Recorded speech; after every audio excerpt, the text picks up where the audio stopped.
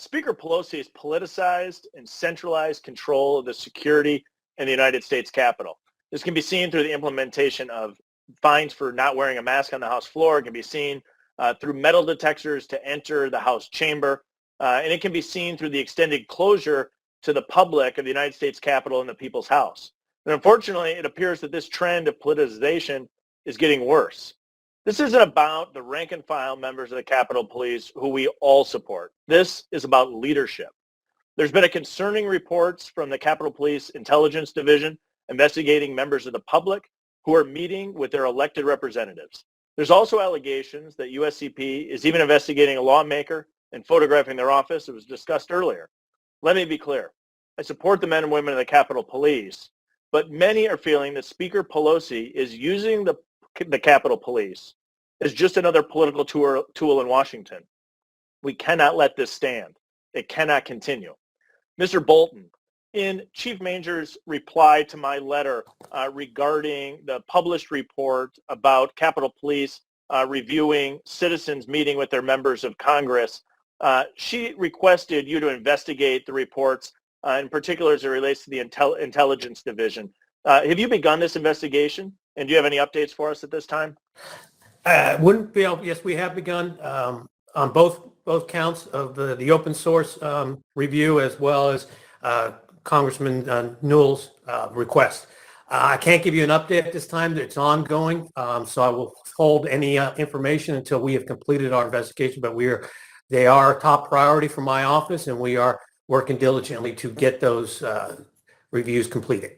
I appreciate your efforts in this regards. Maybe you can answer this question. Let me break them down. One is it regards the oversight of citizens meeting with their members of Congress. Are you receiving full cooperation, or are you meeting any resistance?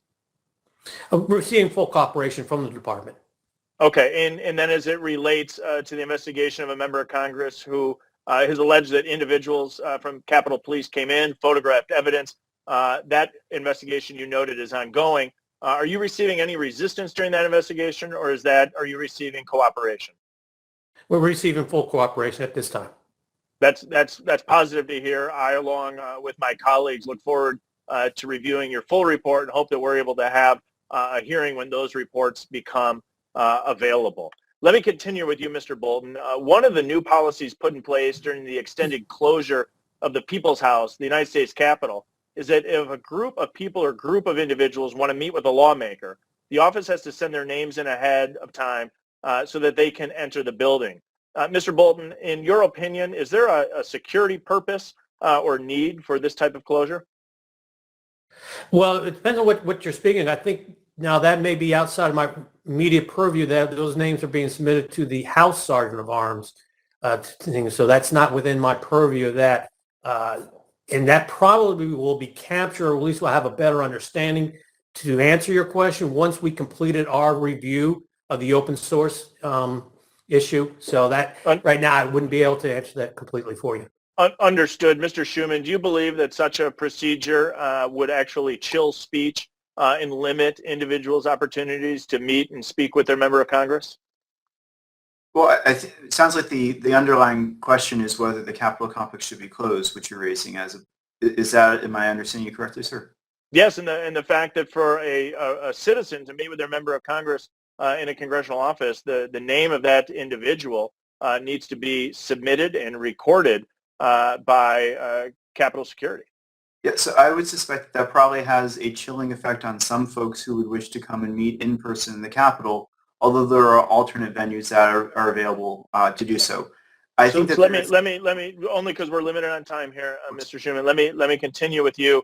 The Sergeant at Arms, Mr. Walker, has mentioned in recent testimony that he's exploring implementing an insider threat program. Are you aware of any similar type of program ever been implemented before in the United States Capitol? Not in the Capitol, no, sir. And are there particular concerns with such an implementation that you would have in the United States Capitol, in particular in the legislative branch?